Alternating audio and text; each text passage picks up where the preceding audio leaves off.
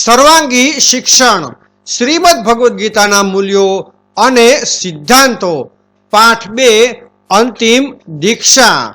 શ્રીમદ ભગવદ્ ગીતામાં ઘણા શ્લોકોમાં ઇન્દ્રિયોને નિયંત્રિત કરવાની વાત થઈ છે. ઉપમન્યુનો ભૂખ ઉપર જરા પણ સંયમ નહોતો, એટલે જ ગુરુ તેને અંતિમ દીક્ષા આપતા નહોતા. વ્યક્તિ પાસે ગમે એટલું જ્ઞાન હોય પણ પોતાની ઇન્દ્રિયો પર કાબુ ન હોય તો એ બધું જ્ઞાન એને ઉપયોગી બની રહેતું નથી. અહીં જે કુશળતાથી ઉપમન્યુને સાહેબનો પાઠ ગુરુજી શીખવે છે તે રસપ્રદ છે.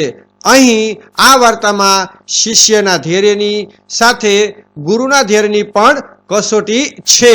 તો ચાલો આપણે વિડીયો શરૂ કરીએ. સવાર પડી, આશ્રમ જાગી ગયો. ધૌમ્ય ઋષિની દ્રષ્ટિ ઉપમન્યુ પર પડી. અહીંયા આપણે ધૌમ્ય ઋષિના આશ્રમનું એક દ્રશ્ય જોઈ રહ્યા છીએ, જેમાં વૃક્ષ નીચે ધૌમ્ય ઋષિ છે, પોતે બેસી બિરાજી અને પોતાના શિષ્યોને જ્ઞાન આપી રહ્યા છે અને તેમની દ્રષ્ટિ અહીંયા બેસેલા ઉપમન્યુ પર પડે છે.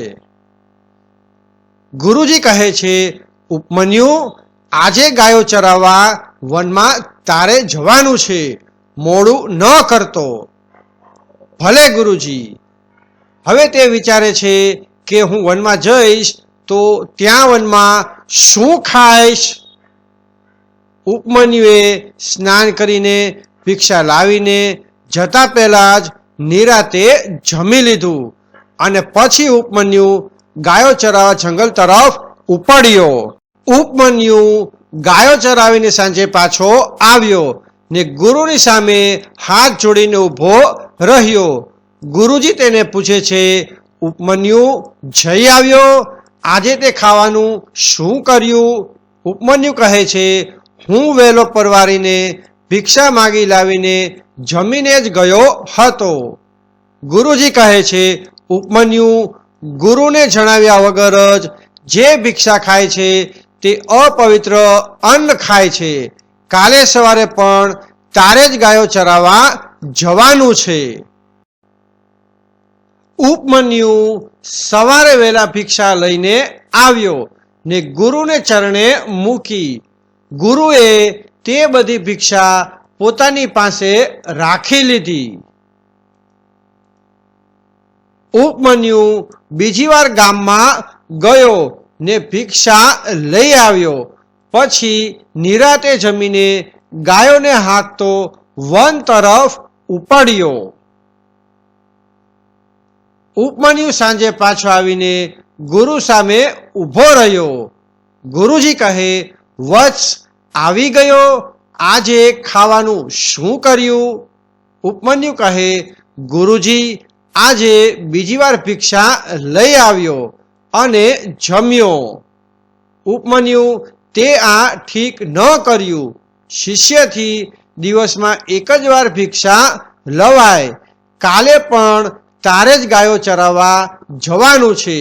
આવું ગુરુજીએ તેને કહ્યું. ઉપમન્યુ ગામમાં જઈને ભિક્ષા લઈ આવ્યો. બધી ભિક્ષા ગુરુને ચરણે ધરી અને કંઈ ખાધા વગર તે ગાયો લઈને વનમાં ગયો. ગાઢ વન. ગાયો શીડી છાયામાં બેઠી બેઠી વાગોડે છે.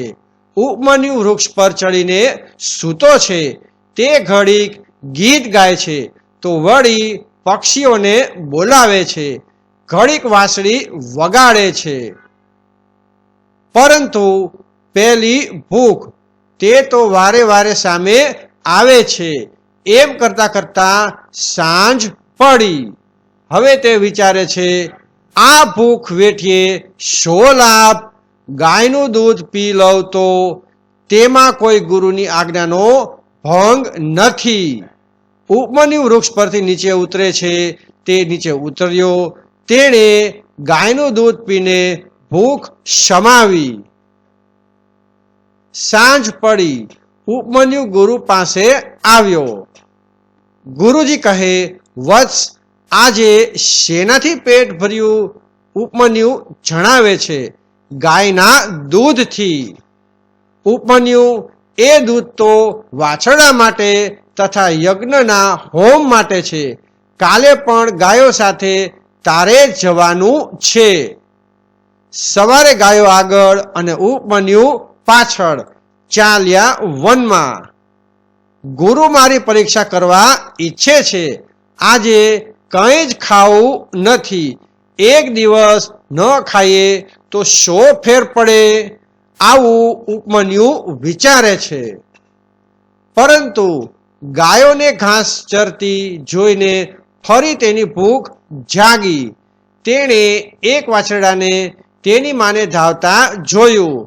વાછરડું ધાવે એટલે તેના મોંએ ફીણ વળે. 8-10 વાછરડાના મોંએ વળતા ફીણથી તેણે પોતાની ભૂખ સંતોષી. ઉપમન્યુ સાંજે ગાયોને લઈને આશ્રમે આવ્યો. આજે તો દૂધ નથી પીધું ને, તેવું ગુરુ તેને પૂછે છે.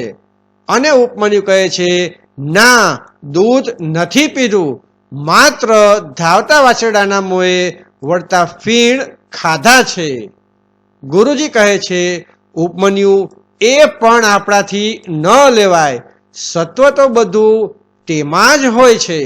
કાલે પણ તું જ ગાયો સાથે જજે. વનમાં 5મો દિવસ. ઉપમન્યુ વૃક્ષ પર ઘડીક સૂવે ને ઘડીક મંત્રો બોલે. ઉપમન્યુ કંઈ પણ જમ્યા વગર સાંજે પાછો ફરી રહ્યો હતો અને વિચારતો હતો, આજે મેં ભૂખ ઉપર વિજય મેળવ્યો. બરાબર તે સમયે આંકડાના પાન દેખાયા. મન ફરી ડગ્યું. આખો દિવસ ભૂખ વેઠ્યા બાદ તેનાથી ન રહેવાયું. તેણે આંકડાના પાન ખાઈને પોતાની ભૂખ સમાવવાનો પ્રયાસ કર્યો. આંકડાના પાન ખાવાને કારણે થોડીવાર પછી ઉપમન્યુની આંખો સામે અચાનક અંધકાર છવાઈ ગયો અને દેખાવાનું બંધ થઈ ગયું. ગાયોની ખરીઓના અવાજથી તેમની જે દિશા હતી તે દિશામાં તેને ચાલવા માંડ્યું. તે આમ તેમ ભટકતો એક મોટા ભાડિયા કૂવામાં જઈ પડ્યો. આશ્રમમાં હોમ વેળા થઈ. ઉપમન્યુ ન આવ્યો, તેથી ધૌમ્ય ઋષિ કેટલાક શિષ્યોને લઈને ઉપમન્યુને શોધવા નીકળ્યા. ઉપમન્યુ, બેટા ઉપમન્યુ, આમ બધા તેને સાદ કરતા હતા. ગુરુજી, ગુરુજી, હું તો અહીં છું, ભાડિયા કૂવામાં. ઉપમન્યુએ પણ સામે તેમને અવાજ સાંભળીને તેઓને સાદ કર્યો. ગુરુ અને શિષ્યો કૂવા પાસે આવ્યા. ઉપમન્યુ, તું કેમ કરતા કૂવામાં પડ્યો? ઉપરથી ગુરુજીએ તેને પૂછ્યું. મારા વાંકે ગુરુજી, હું અંધ થયો છું. અરે રે, અંધ કેવી રીતે? ગુરુજી તેને પૂછે છે. હું જ મારી ભૂખ ઉપર કાબુ ન મેળવી શક્યો. ઉપમન્યુ તેમને જણાવે છે. ઉપમન્યુએ જે બન્યું હતું તે કહ્યું ને ગુરુજીની ક્ષમા માંગી. ગુરુજી કહે છે, વત્સ, મૂંઝાઈશ નહીં. તું દેવોના વેદ અશ્વિની કુમારોનું સ્મરણ કર. તેઓ તારી આંખો સાજી કરશે. ઉપમન્યુએ અશ્વિની કુમારોનું સ્મરણ કર્યું. કુમારો તરત જ ઉપસ્થિત થયા. તેમણે આંખો સાજી કરવા ઉપમન્યુને એક ઔષધિ આપતા કહ્યું, આ ઔષધિ લેવાથી તું દેખતો થઈ જઈશ. હવે ઉપમન્યુ વિચારે છે કે દેખતો થાવ કે ન થાવ, પણ ગુરુની આજ્ઞા વગર મોંમાં કંઈ જ નહીં મૂકવું. ગુરુ ધૌમ્યે તરત આજ્ઞા આપી ને ઉપમન્યુએ ઔષધિ લીધી.